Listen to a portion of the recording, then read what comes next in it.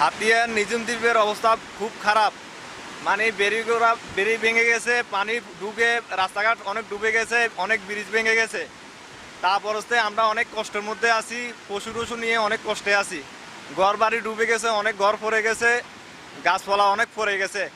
আমরা অনেক কষ্টে আছি। আমি নোয়াখালী থেকে আসছি, নোয়াখালী থেকে নিঝুম দ্বীপ যাইতে পারতেছি না।